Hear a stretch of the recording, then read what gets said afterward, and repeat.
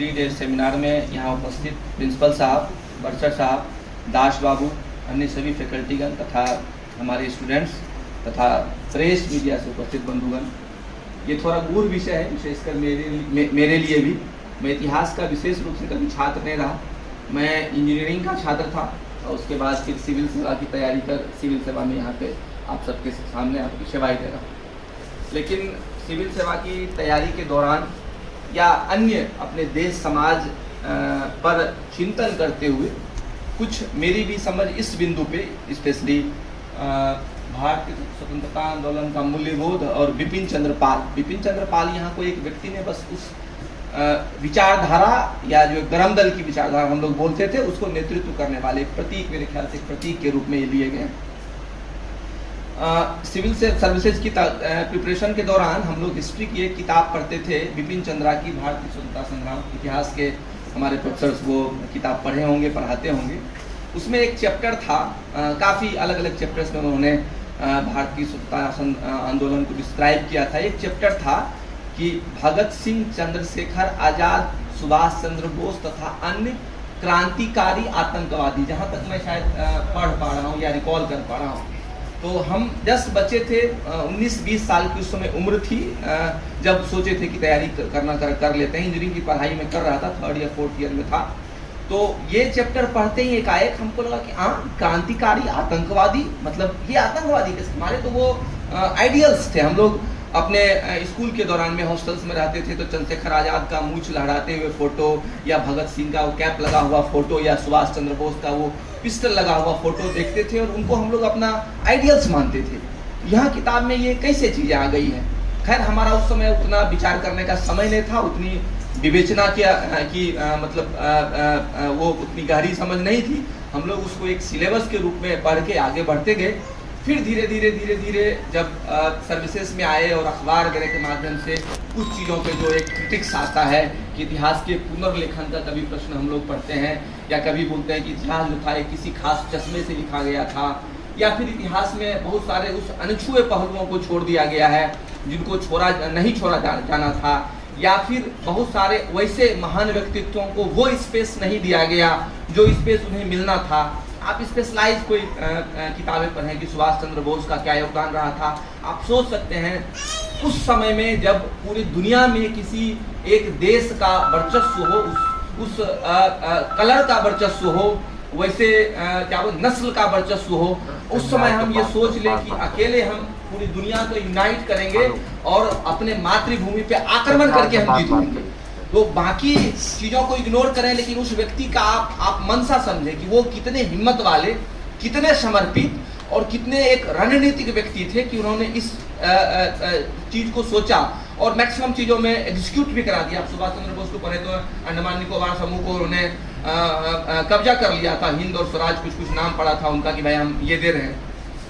उसी विचारधारा के प्रतिनिधित्व अपना बिपिन चंद्र पाल करते हैं कि जब 1885 में इंडियन नेशनल कांग्रेस का गठन हुआ, लेकिन वो उस समय उस रूप में या उतनी इंटेंसिटी के साथ स्वतंत्रता आंदोलन की पैरोकार नहीं कर पा रही थी। वो एक जो याचना वाली पद्धति थी, या फिर रिक्वेस्ट की भाई साहब हमें थोड़ा ये एक्ट दे दो, थोड़ा और लिबर्टी दो, मार्लियामेंटो दे दिया उसी में खुश हो गए, फिर ये दे दिया उसमें खुश हो गए। लेकिन उनको मानना था कि जो हमारे अन्य लोग थे गरम दल वाले, कि भाई इससे हमारा काम नहीं चलेगा, ये हमारे देश पे अब इतना लंबे समय से इतनी क्रूर शासन कर रहे हैं, आप बोल रहे हैं कि हमें एक स्थानीय शासन दे दीजिए, उसी में हम खुश। इनका कहना था हमें कंप्लीट दीजिए, और कंप्लीटनेस का इनका सेंस सिर्फ वो बुर्जुआ टाइप के जो एलीट कुछ रिफॉर्म्स होते हैं उस रिफॉर्म पे फोकस नहीं था। फोकस एक भारत की सामाजिक, आर्थिक, राजनीतिक हर प्रकार का रिफॉर्म पे इनका फोकस रहा था कि हमारे समाज के अंदर जो अनेक त्रुटियां हैं वो टूटे, आर्थिक रूप से जो एक रिफॉर्मेशन है वो हो, और उसके साथ साथ ये चीज़ें याचना के तरीके से हम नहीं मांगेंगे, क्योंकि औपनिवेशिक समय में देखा गया था कि हल्का सा आवाज़ उठाने पे कितनी बड़ी क्रुएल्टी होती थी और कितना मजबूती से उसको दबाया जाता था। तो इन्होंने एक नए धारा का प्रतिनिधित्व किया, उसको पाला पोसा, जिसको कि हम लोग गरम दल के रूप में कहते हैं, जो लाल बाल पाल हम लोग नारा भी लगाते थे, लाला लाजपत राय, बाल गंगाधर तिलक और बिपिन चंद्र पाल। और इसी सब का उपज था कि राष्ट्रीय आंदोलन जो था वो जनता के बीच में आया। ये तो पहले स्वतंत्रता आंदोलन जो था वो एक कुछ एलीट लॉयर्स, प्रोफेसर्स कुछ जो अंग्रेजी शासन के ब्यूरोक्रेट्स थे उसी के बीच में था। बड़े बड़े होटलों में, बड़े बड़े यूनिवर्सिटीज में 2-4 सेमिनार हो गया, आम लोग को पता भी नहीं चलता था क्या हो रहा है, तो उनको लाया। और गांधी जी भी जब स्वतंत्रता आंदोलन में आए थे तो यही गरम दल के हाथ में एक तरीके से हमारा आंदोलन था। और बाल गंगाधर तिलक को तो गांधी जी अपना राजनीतिक गुरु भी कहते हैं। वहीं से एक निश्चित हुआ, फिर एक धारा ने अलग रूप लिया और फाइनली अपना देश आज़ाद हुआ।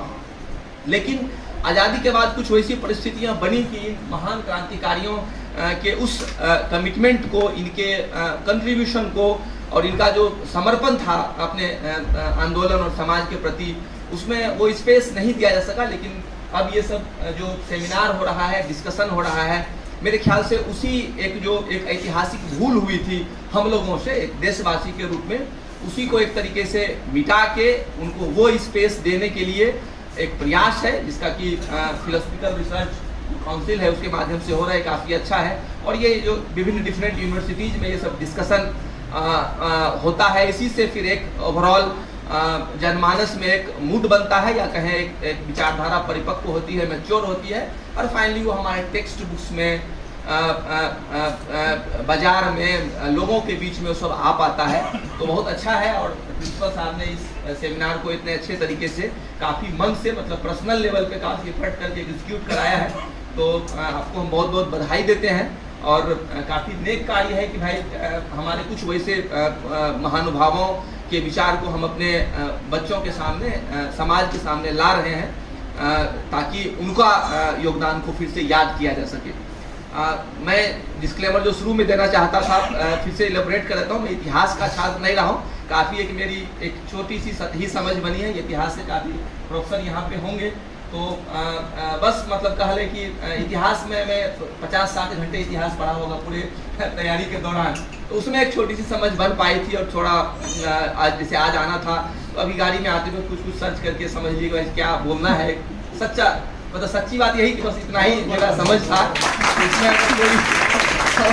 कोई कमी रह गई होगी तो आप हमें माफ कर देंगे। बहुत डीप मेरा इतिहास के प्रति, बच्चे के साथ जो है ना इंटरेक्शन करना है। हाँ, इतिहास के प्रति कोई खास वो नहीं है, और माफ कर देंगे उसको। अगर आप लोग, हम चाहेंगे कि अगर किस मटेरियल्स हो तो आप व्हाट्सएप पे प्रिंसिपल साहब आप हमें कुछ भेजिएगा, हम भी थोड़ा सा इस पर पढ़ेंगे। सिविल सर्विसेज में काम के दौरान इन गूढ़ विषयों पे बहुत ज़्यादा पढ़ने का, उस पर अपना विचार बनाने का बहुत ज़्यादा समय नहीं रहता है। हम लोग छोटे छोटे कामों में कभी बिजी रह जाते हैं बहुत ज़्यादा, तो अभी नहीं तो कभी न कभी पढ़ेंगे इन सब चीज़ को, थोड़ा और सा बनेगा।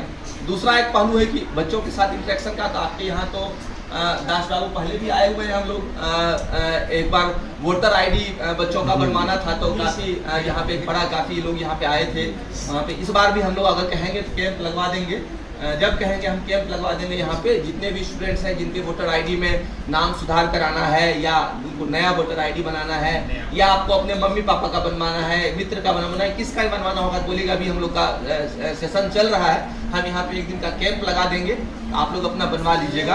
आधार कार्ड में भी कुछ सुधार कराना हो तो अनुमंडल में आके वोटर आईडी के लिए करवा लीजिएगा। दूसरा बच्चों के साथ इंटरेक्शन का है, तो